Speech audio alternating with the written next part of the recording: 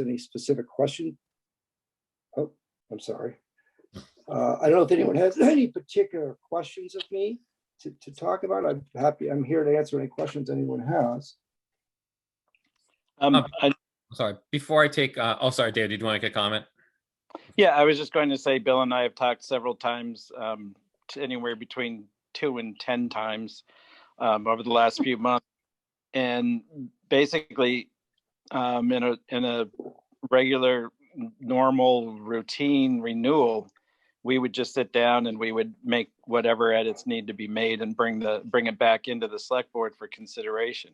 But if there are policy items that the select board want to address in the next lease, that's what you'll need to talk about in executive session, not in the open session.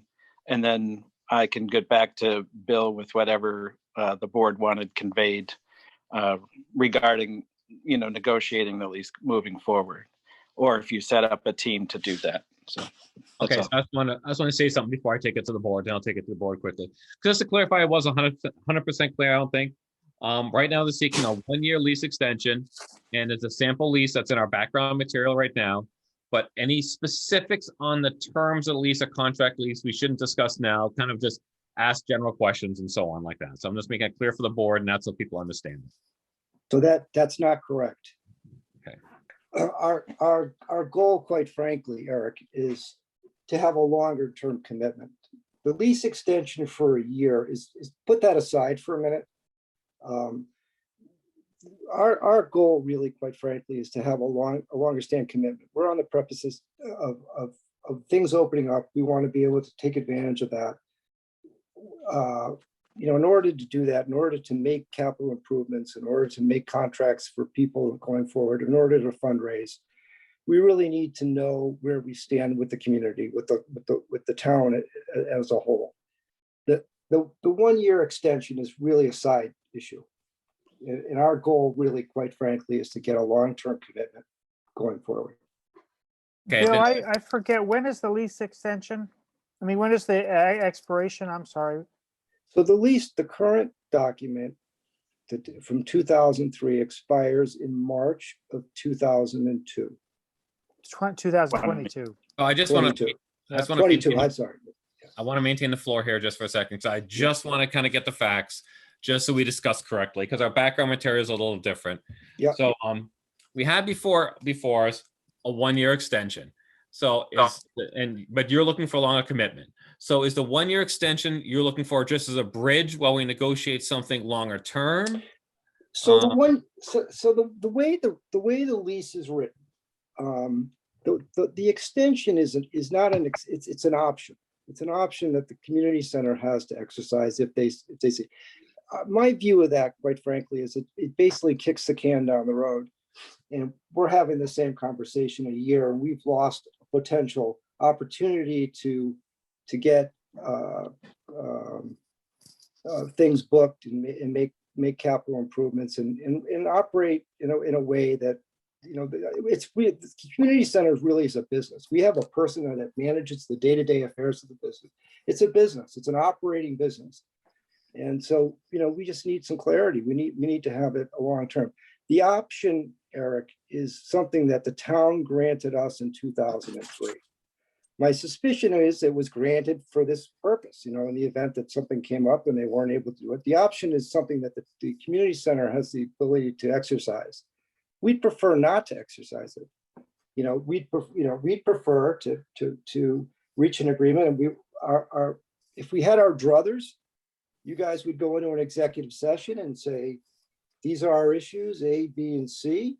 David would call me tomorrow. We'd have a conversation about them. We'd take it back to my board, and we'd work out some accommodation that, hopefully we'd be able to work out an accommodation and go forward. That's good. I just want to make it clear what kind of your goals are so we can discuss it appropriately. Now, amongst the board here, I guess without going into details on terms, I believe, of the actual contract, is there any generic questions or any concerns that anyone on the board here has? Paul, please go ahead. So I was a select board member back when the lease was signed, and my name appears on the lease.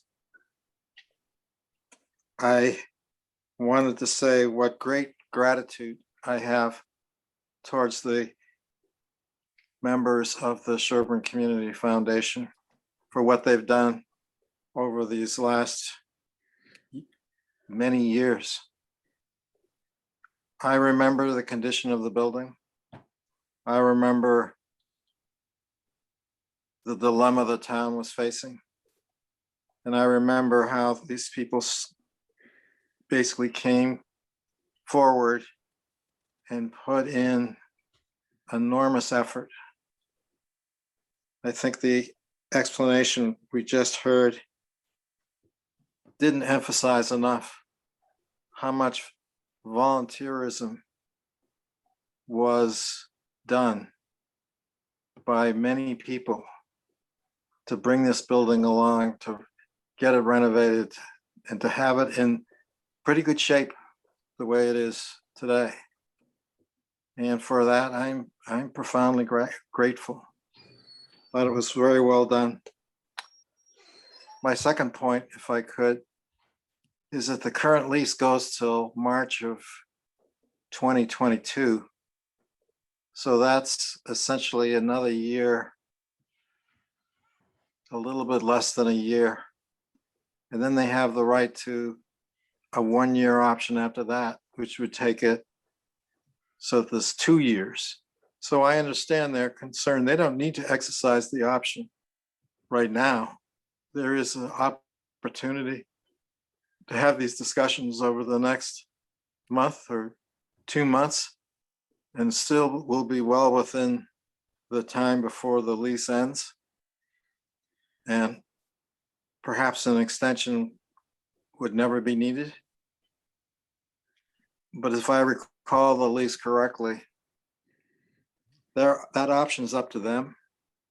If they exercise it, then it's not for us to say no. It's a fixed option that they have. It's not based on mutual agreement. So I would second his notion that we do go into executive session. We do figure out what our vision is for the next decade or so, and go back to them and see what can be done. Well said. I do agree that the community center group there has basically taken ownership on a building, which I think the town otherwise hadn't, and that's important, especially a place where I used to play gym in 2nd and 3rd grade. All right. Any other So comments? it's your initials that are on the wall. Yeah. People don't realize, those of us that went to center school, that was our gym on the 2nd floor. George, go ahead. I just wanted to ask a question, since we have the community center board here, about considerations. I know, like the last year, I know the library's taken a lot of the space, but in a way, it's been kind of a blessing, I would imagine, during the year when you couldn't have booked any events. So right now, we've discussed a lot of times on the board, the use of the different building spaces in town, the new library, we have the community center, then we also have the needs of the historical commission, and we have the needs of the COA. So I just want to make sure that I hope the community center board would be willing to sit down with all these groups. We could try to figure out what the best use of all the different spaces that we have around town are. Well, George, I'm glad you brought that up, because that dovetails into my closing comment, was that, this tonight is really about the future. And we have, in the last 2 years, we've got a subcommittee on the board working on the future of the SEC and how we can actively engage the community in a different way. So, the way that the community was engaged 35 years ago is different than it's engaged with today. And so we're working on that, and we welcome that, and that would be terrific. We're happy to work with anyone. I mean, it's in our mission statement to work with the town and make the building available. So I think that dovetails perfectly with what our strategy is and what our long-term goals are. Absolutely. Thank you. Great.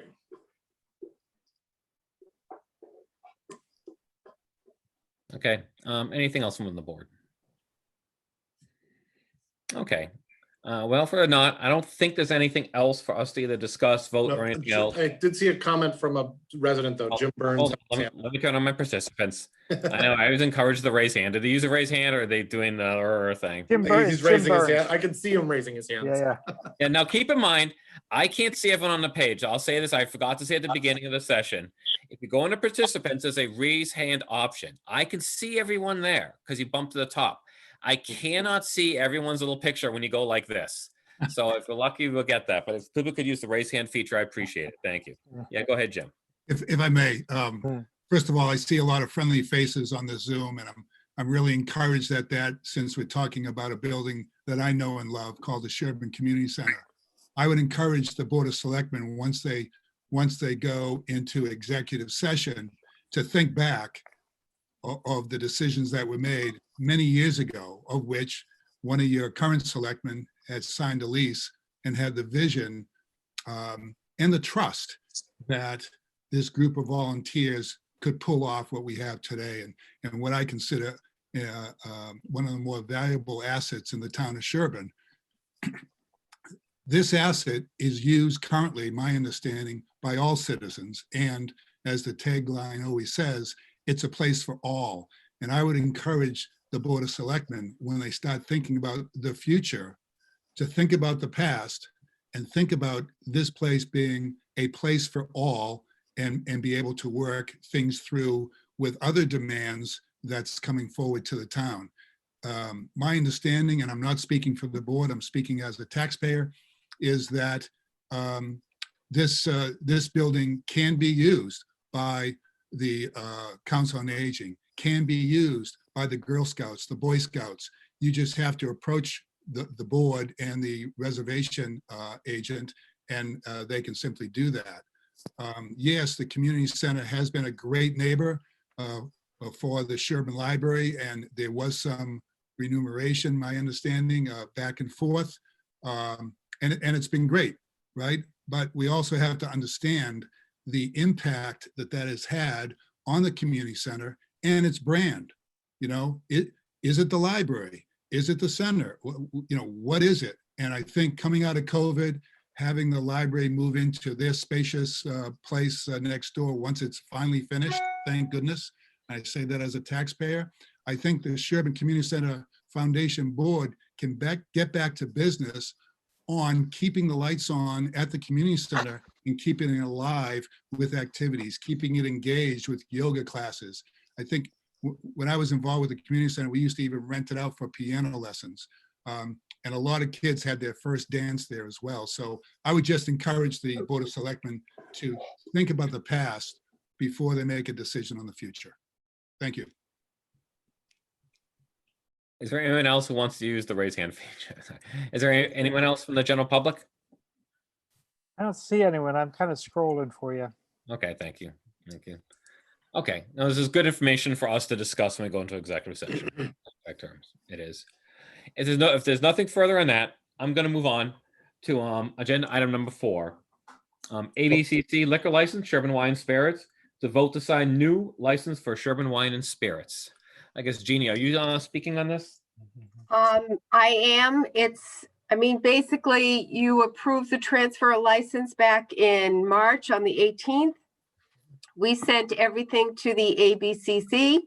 They approved the license transfer on April 9th. So all you have to do is sign the new license, which looks like this, just like the old one. It just has the new owner's name on it, and it will be good through December 31st. Move approval. Second. Okay, very good. All in favor, George, Aye. Jeff, Hi. Paul, Aye. and I am I. But the question, how do they vote to have me sign it, to have David sign it? Do we all need to sign it? What do we need to do? Everybody normally signs it, so you can have David sign it for all of you. Okay. Do you need a separate vote for that? Yeah. All right. Do I have a motion relative to the signature? You can amend my motion if that's okay. Yeah, that sounds good. Okay, so your motion is amended to authorize David to sign it. Is everyone else Sign on behalf of the board. Yep. Yep. Whoever seconded it. Yep. George, you're in favor. Paul, you're agree as well? Yes. Okay, very good. All right, anything else from us, Jeannie? Thanks, Judy. That's it. And I congratulate the new owners on taking over this business. Yeah. Okay, number 5, annual town appointments. We have the review of the current process and discussion of the process going forward. Hold on, let me change my sheet. I guess who is taking the lead? Who is speaking on this? Well, I kind of thought, David, were you going to talk? I planned one slide for my ideas for improvements to the process. Were you going to discuss the existing process? Yeah, excuse me. Yeah, I hadn't planned on saying too much about it. It's the current process has been to post positions for 30 days. And then people apply to the office and we kick those applications out to the actual committee. And then the committee reviews and pulls the people in to discuss what it's like to be a member. And then if there's more than one applicant, that committee will decide who they would like to put their weight behind or recommend to the board to appoint. And then we schedule it, and then that committee would come in and speak with the select board and endorse the person that they're bringing forward. And the selectmen would be provided with all applications, not just the one that was in front of them as a recommendation. So that's pretty much been the process, unless Diane wants to add something. But that's all been, that's been pretty much the gist of everything, except depending on the number of applicants or the type of committee it is, or whether it's a joint appointment or a single, then it starts getting a little messy. And is this process currently what's documented and written down? I believe, Diane, I believe we have it. We haven't changed the process any. No, we haven't. This is the same process we've used for many years. So every year around April, I will notify all the boards and committees that they have vacancies. Is there anybody interested in reapplying? It gets advertised on the cable TV, the website, the newspaper, the bulletin board. But everybody is also aware that if they sit in a seat, does not guarantee them the right to be reappointed to that seat. That we accept all applications. And then they go back to the committee reviews them and then makes a recommendation. That is something, I was going to say, that is something that was added a few years ago, that nobody should assume that their reappointment is going to take preference over somebody else's application. Correct. So is this formalized in a written policy somewhere? That's all I want to say. Is this just formalized? I don't think it's in right. I might have to go back in my minutes when it was all discussed and decided upon. The policy would have to be, if you wanted a formal policy, it would have to be brought in front of this board to vote as a formal policy. In the past, it's been that selectmen operating manual.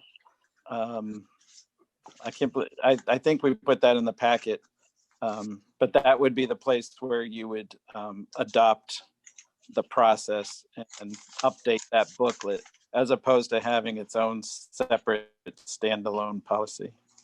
Okay, so it is in the operating procedures right now. You see that? Okay. There's I think it's page 4. Yeah, I saw it in the packet. Yeah. All right. Any questions on the board? Go ahead, George. I've been bringing this up. I think I brought it up last year. My issue with the process that we have now is the applicants go to the individual boards before they come to the select board. They will winnow them down and convince people not to come onto the board. They then bring one candidate in front of the board. So they really have become self-appointing boards.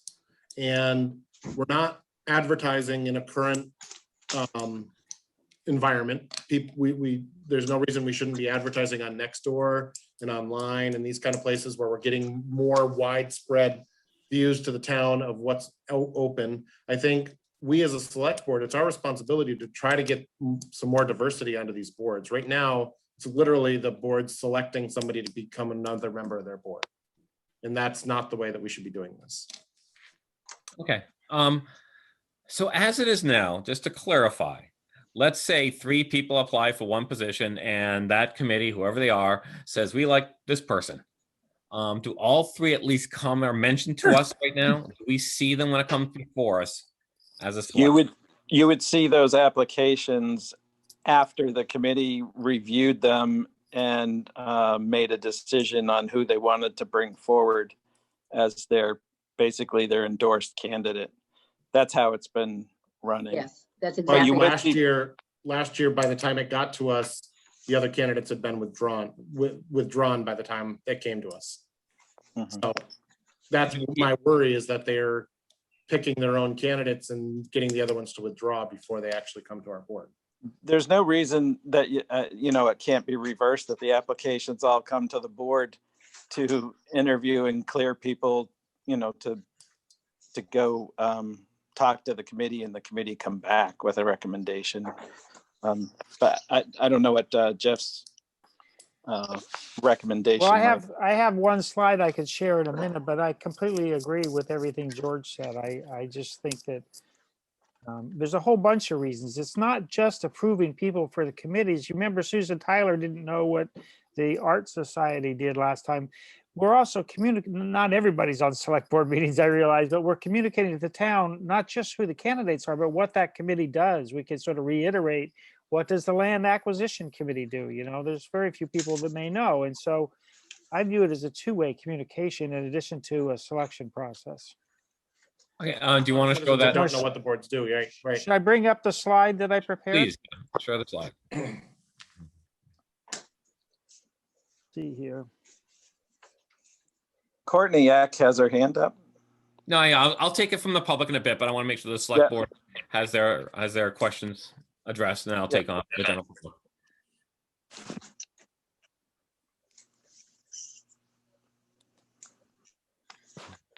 See if I can pull this off, guys.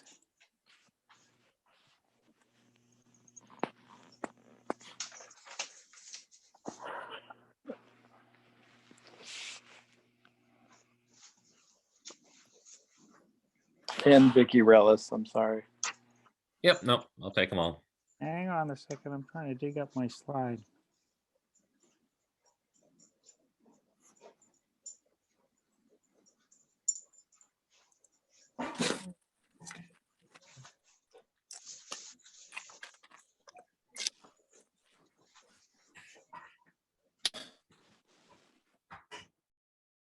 Does that show now? Can you see it now? Yep. Yes. And if I do that, does that help? Yes. Perfect. So let me hide some of the icons here. So my ideas were these. I split them into pre-appointment and appointment actions. In the pre-appointment period, I would encourage all the boards to always be looking for multiple candidates, as George said, and encourage candidates that aren't currently on existing boards, just because we want to get some new blood and some diversity of opinion. And not only new people, I love seeing when we get people who've recently moved to town too, so that you have sort of a new perspective. And part of it is really marketing and getting the word out there that we're looking to fill some of these positions. So not that many people go to the town website, I don't think. So I would like to see us, as George mentioned also, maybe we could just post a link on Nextdoor for the open positions, just post a link to the town website section on open positions. But I would even suggest perhaps, because we know we have some openings that have been sort of long-term openings, what if we divided all the open positions and let's say that, I don't know how many boards there are, but if there's a dozen boards, if there's 4 of us, if we each take 3 boards and we sort of sponsor that board or committee and try and help them fill their openings. All these pre-appointment items are geared towards getting a good selection of candidates for the boards. And then once we do the appointment actions, I suggested that we get the bio for each candidates, not just the ones recommended by the board, but the all the candidates being considered, get them in advance of the select board meeting so we can read them. I would like to see the town clerk, just in case there's any bylaw concerns or any other concerns, it would be good to have the candidates vetted just factually by the town clerk and the town administrator, just to indicate any issues there. And then I think the select board, I use the word interview in quotes. It's not really an interview, but I would like to have, instead of have the board chair propose them, I'd like to have the candidates speak a little bit at the select board meeting so we can ask the person questions. And that's, to my point, it also communicates to us. We know, it causes us to know who's on the boards, and it causes the community at large to know who's on the boards. So anyway, I'll stop sharing, but those are my suggestions.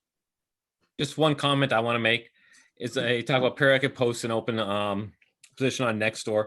I'd rather if it actually stayed as social media. I mean, Nextdoor itself might be the mechanism we use. I hate to tie myself to a single proprietary mechanism like that. And Nextdoor itself kind of has mixed feelings from some different people. So I just, maybe it works, maybe it doesn't, maybe will, maybe it won't. I just don't want to make it official. I wouldn't put the openings there. Let me just answer his question, George. Like the library, we've been creating, or not we, not me, but the library trustees and building committee have been creating a monthly report on the progress. So they just post a link to the report. They don't comment on Nextdoor. They don't put personal content out there. It's just making people aware of what's on the town website. So it's. I hear what you're saying, Eric. I think Nextdoor is the social media element that we're using at the moment, but there's also, I know, Facebook groups like Sherborn Rocks or Sherborn Family Group that I think has a wide range as well. So there's multiple social media platforms that could be used to get the word out to more people in town. Yeah, I just meant this generically. I was. Yeah. Yeah. I would just say social media instead of Nextdoor. I agree with that. Yeah, that's a good point. Eric, this is David. Yep. It was about 2 years ago, maybe 3 years ago, when we made some of those other changes.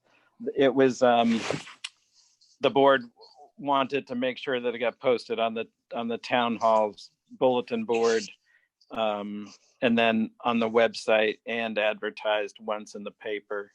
So we usually do that with a press release that doesn't cost us anything for an ad. But we always do those 3 postings as administrative postings, and then the committees have, taken on their own recruiting of however they've whatever groups they've been involved in and to recruit people. But we can take that, into the office if that's what the board wants.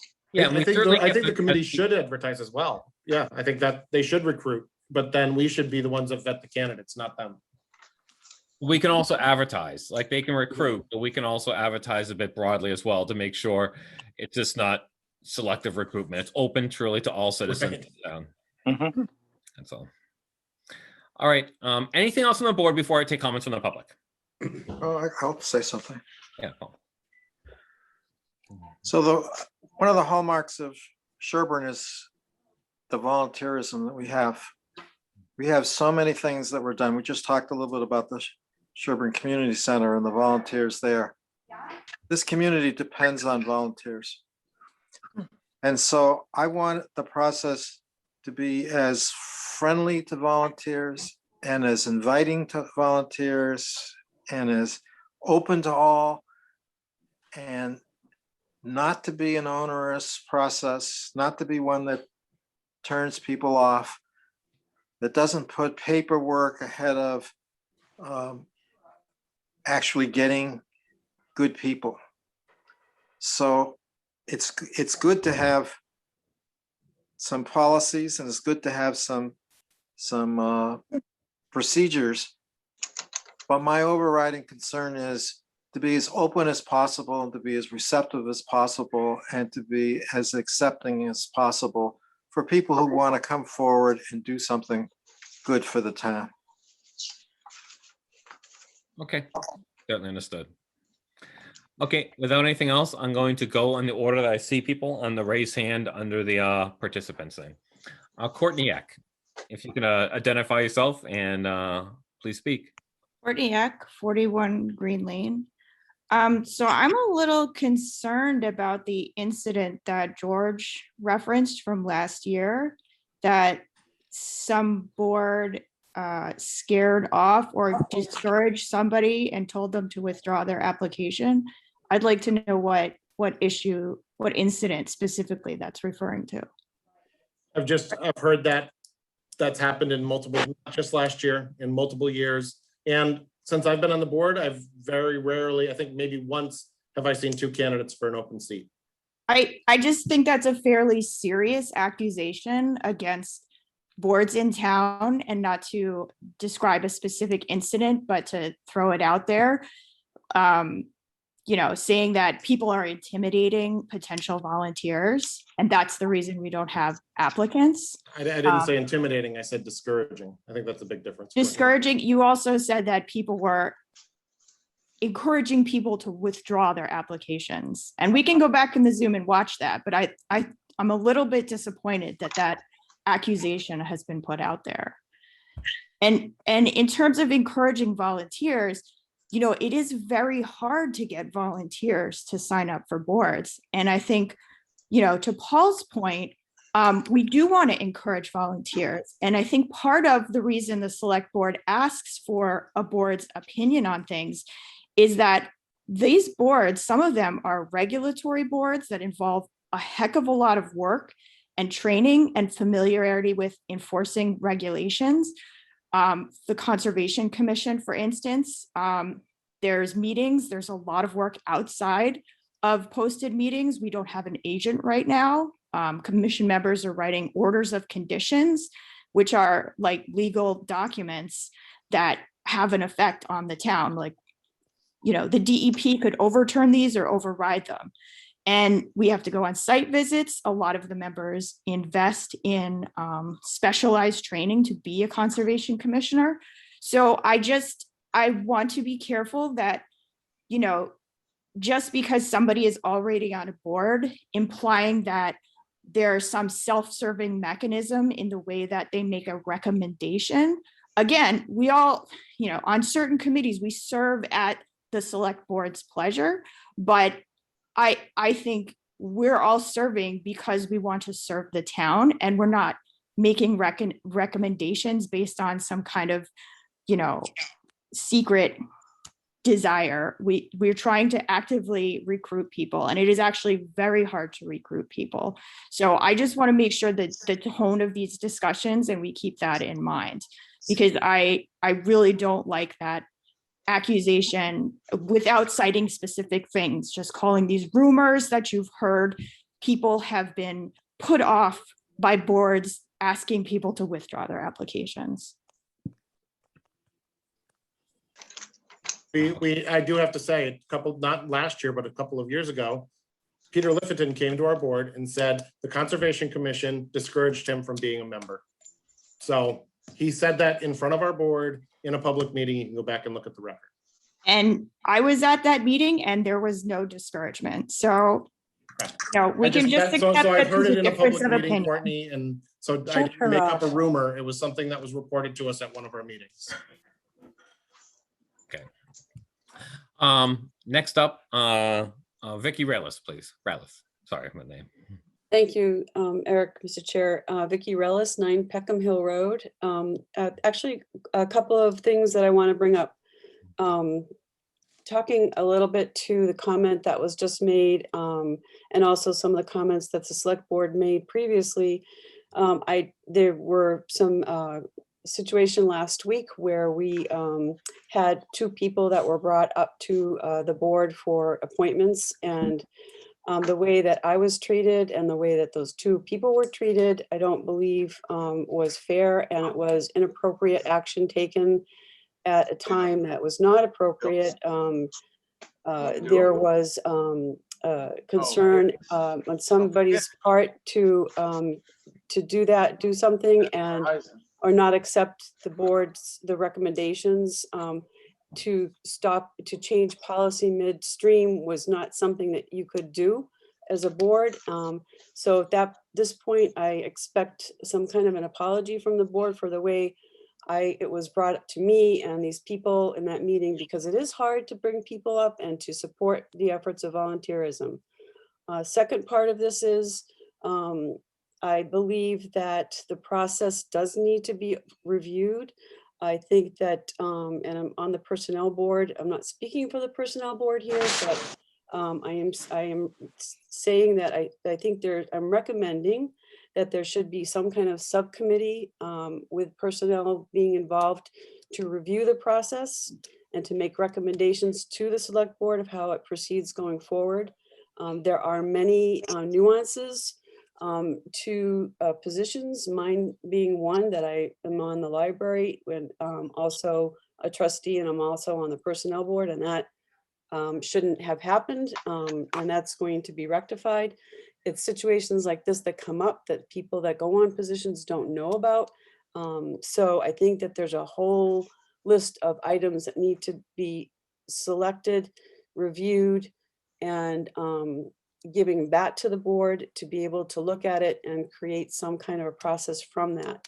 So I put on the table that a committee be put together, as well as also two of the things that were said tonight are really not appropriate in terms of the committees that are the people are looking to be appointed to should not be reviewing these candidates. It really should be the select board. The committee should have some kind of input perhaps, but I don't think that it's right for them to review the candidates. I think it's up to the select boards to do that. And it's written in your bylaws that you don't have to accept anything and do anything until June 15th. So, that should be part of the process too. There should be a process, and then June 15th, it should be, here's the appointments, not this ongoing one-off. So there's a couple issues that I would like to have addressed, and I put them on the table to be addressed. Thank you. I just want to add a point of just for the audience for clarification. What Vicky referred to on the personnel board, we've done research since the last meeting, and it actually is a town bylaw. So the town bylaw can't really be exempted, such as under a state law, under I believe what do you call it, the small town rules, exemptions, or whatever there is, since we actually made the law that actually members of the personnel board cannot sit on other committees, which does make sense, because let's say you're on I can't think of better examples, I'm sorry, I use this one. Let's say you're on the library trustees and a library employee comes before the personnel board, you might have a bias, and so there's a reason that's been in there. But we've been struggling, as the personnel board has been understaffed for some time as well. So I kind of understand the struggles on there. I guess, is there any other comment from the select board? Okay. No apology, really. Okay. Is there any other comment from the audience? And I don't know, just only because I see something in the chat. What is it, Courtney? Did you want to speak again? I don't know if you felt as though you were cut off or not. I was trying to stay fair. Okay. Looks like she actually logged off. Okay. Is there anything else on this agenda item in general? Excuse me, point of order. Yeah, Those please. two items I brought up were not dealt with. The apology and also the subcommittee recommendation, or some kind of recommendation. I mean, if I need to go to the personnel board and come up with something appropriate to present to you, but I don't think that's what needs to happen here. So what you're thinking of, a subcommittee for to basically vet every candidate that comes in from whatever committee? No, that I think a subcommittee should review the process. Okay. Make sure that it's documented properly, because David and Diane try to manage it, but it's not documented anywhere. Nobody knows, like, there's nothing, they said it's not written down, and you can't go see, this is how you do it, this is when it's done. If you go to the bylaws and read them, it has all that stuff on there, but not everybody does that. So, it has to be some transparency here, that people can go and look at it, they can understand what's going on. If we advertise it in different places, we should say, here's the places that you can advertise that would work. So I think that it would help everybody, especially you, the board, to have some process that that this is how it's done, because Jackie doesn't know when things come to her, if people are being, like in my situation, if I was being appointed, that I should have, we should have checked a little bit further to see that there was a bylaw in there that said I couldn't do that. So, that said, there might be other situations that have come up, and it's like there has to be something that those checks and balances have to be put in place before it gets to you, because you don't want to have all that work on the table for you to have to do. And so what I'm saying to you is, I'm recommending that there be some kind of a subcommittee or a group put together that can do it short, very quick overview of what's going on. The personnel board could probably do it, and because we don't appoint, we just review policy. So, there should be some group that does it, small group that gives it back to you and says, here's what we recommend. Here's what's happening now. Here's what we recommend, and here's why, because it would be a better process. And then it's up to you to approve it. That's what I'm saying.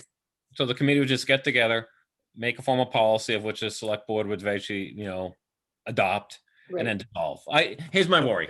We struggle getting volunteers anyway, and we have so many subcommittees. I don't want to make I don't want to make one in perpetuity. Does that make any sense? That's my No, only it reason. does, and I don't disagree with that. But when I'm, it's just, I think that, you have a lot of people, like Jackie needs to understand what the process is. David needs to understand. So if you want to put it all together, I mean, what Jeff put together on that side was great, but it also, there's a lot of people that are touched by the process that aren't acknowledged right now in a way that makes it better for them to be able to do their job, and for these loopholes not to have like big holes. So I I'm understand. saying, I'd agree with you. It shouldn't be on perpetuity. It should be short, sweet, done, here it goes, boom. I mean, I think I could do it with a couple other people, and it probably would take us a few hours to just put it all together. That's what I was thinking. George. May I make a suggestion that actually we do have a couple of lines in our policy about how we make appointments, which was in our packet. Maybe we forward that to the personnel board, have a review along with Jeff's slide, and you guys come to our next meeting and make a recommendation if you think what changes should be made to that, and then we could adopt those changes. That sounds fine to me. The only thing I would add to that is that, see, I'm not 100% convinced we need a committee, but I'm not opposed to it. But it really should be the town administrator. This is really a function of the town administrator, the way I look at it. So I think David, if there is a committee, myself, I would just probably have David and Diane work it out. But if we want a committee, that's fine. But I would definitely have David be on the committee. I support it going before maybe some staff and the personnel board. You know what I mean? Yeah, Just that's because, fine. I think that, and we have this, it's right now, it's under the rules and regulations of the select board, which I'm sure every one of us has read every word of. And I just want to, and it is spelled out, and it does seem to hold some of the things we want here. But I think it'd be good maybe if Vicky and David or Dan kind of took the input we're saying now and just made sure it's formalized in here and bring it as a standalone before, so that we can reintegrate back into the rules and regulations of the select board. Maybe it doesn't need to be a formal policy, it needs to be voted on each time. But I think you've captured what we're looking at here. Some additional things may be the vetting, just to make sure, like the one I spoke about at the very beginning of this, the personnel board one, it was on it was in the personnel bylaws.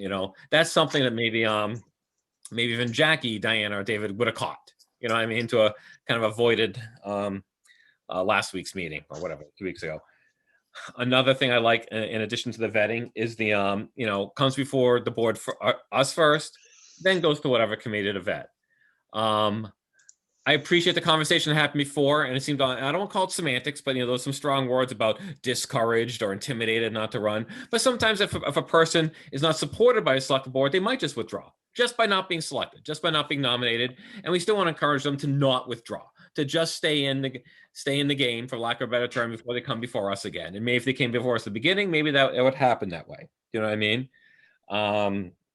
Anyways, those are some things that can be captured, I think, into these rules and regulations, or I call these select board rules. So I guess what would be the first step to execute this? Would David, you just forward something to Vicky to take before the personnel board? with whatever, like Word file, a version of this here, and see if we can capture it. Yeah, I'll get the documents that were in the packet, and anything else that we come up with. But I don't think there is any other documents other than what we already gave. Yeah. So If you have a Word file or something like that, so they can edit it or do whatever. That's all I'm saying. Just you know, so I can wrap that up and work it out with Vicky. There's nothing formal at this time that you would need to vote unless there's something specifically you wanted in that policy right now. But we kind of got the gist of what you're looking for. Yeah, maybe Jeff's presentation sheet there, and a couple of comments that I just said, and I think you've heard there. And Vicky, if this is a duly noticed public meeting before the personnel board, who knows? Maybe a select board member may attend in the audience. That's what I was just going to ask you. Thank you. I think a select board member might be appropriate to have participation. So I'll get in touch and make sure that happens. Okay, very good. And Jeff, if you want to send your slide too, that would be helpful. Sure. David has it too, but I'll Okay, forward, no problem. I'll just forward it to you, Vicky. I'll Okay. make the change from next door to social media, then I'll send it to you. Okay. Thank you. Thank you very much. And Eric, Frank has his hand up as well. Oh, I'm sorry. Vicky, if you could take your hand down, if you don't mind, just because. Frank Hook, please. I just wanted to add to the conversation that when all these rules are made up, to keep in mind the thought that was already brought up. I believe that Paul brought that up, is the ability for volunteers in town to volunteer, not making it too onerous on them, but also from the other perspective, that not to micromanage the different committees or the groups who are trying to bring on those volunteers too much either. So working with them, helping them to bring on, to get more volunteers potentially, but not necessarily to hamstring or micromanage them. So just keeping that in mind in your policies as well is what I would add. Okay, very good. Well said. Thank you, Frank. Thank you. All right. Without any further ado, I believe we're on to agenda item number 6. Excuse me. Consideration of routine business. Are there any select board reports? Okay. Seeing No, none. I covered the Memorial Day parade in the Yeah. COVID one. Yep, yeah, very good there. How about town administrator? David, do you have any reports? No, nothing no. Okay. Okay, so, well, for any further ado, we will exit into, I will motion or move that we exit into executive session for the purpose as previously read by the town administrator, as I determined that an executive session is warranted. Do I have a second? Second. Second by Jeff. Okay, and just to clarify, to remind everyone, we may return to public session. Okay. So this is for 4 items, right? It's essentially 3 items of one we're looking at twice. So we have, just to clarify, we have 31 Hunting Lane, Sherborn. So that one there, and that's the one we may return to open session after that. There's And 2 then separate items, Eric. One's an MOU and one's potential litigation. Those are 2 Yeah, separate. you are right. You're all right. It's the same subject matter. So one is the MOU, one is potential litigation for 31 Hunting Lane. That's actually, if we do return to open session, go back to executive for that. We have the one, as again previously read by David, the Sherborn Community Center lease, and then the library. So do I have a second? Second. Second. All in favor, George? Aye. Jeff? Aye. And Paul? Aye. And I am I as well. So I guess for now, if whoever the administrator is, or the whatever you call it, the controllers, could boot people into the waiting room, and then if we come back into open, they can come back into our room.